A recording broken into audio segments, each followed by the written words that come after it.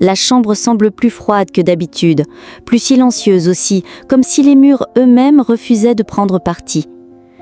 Gisèle entre lentement, le cœur serré, les jambes à peine capables de la porter.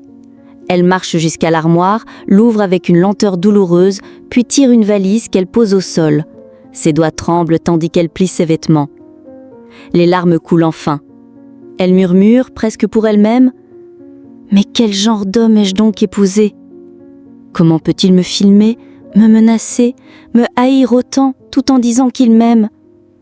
Ses larmes tombent sur ses vêtements qu'elle range, soigneusement, comme pour ne pas laisser derrière elle le chaos de son cœur.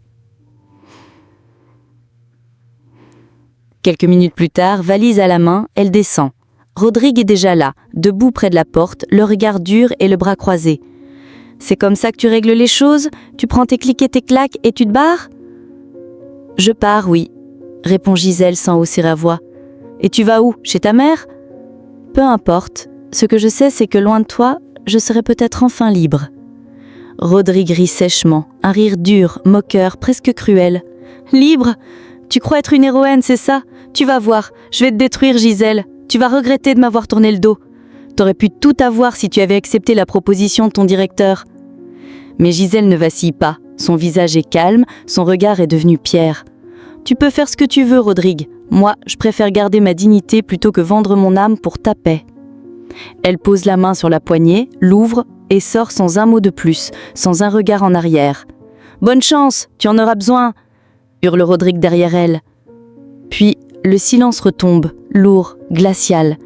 Rodrigue reste planté là, seul. Il serre les poings. Un souffle amer s'échappe de ses lèvres. « Si seulement j'avais vraiment ces foutues vidéos, je l'aurais brisé !» Il frappe le mur d'un coup sec, la rage éclatant dans le vide. « Mais je trouverai autre chose, elle ne s'en sortira pas comme ça. » Il parle seul, comme un fantôme qui s'accroche à ses ruines. Mais l'amour ne se mesure ni en sacrifice extrême, ni en menace déguisée. Quand un homme utilise la peur pour garder une femme, ce n'est pas de l'amour, c'est une prison. Aucune promotion, aucun salaire, aucune promesse ne vaut la dignité d'une femme. Gisèle n'est pas partie parce qu'elle était faible, elle est partie parce qu'elle a compris qu'aimer quelqu'un ne signifiait jamais s'oublier. Le vrai amour élève, il ne contrôle pas, il ne détruit pas. Et un homme qui t'aime vraiment ne te mettra jamais à genoux pour mieux se tenir debout.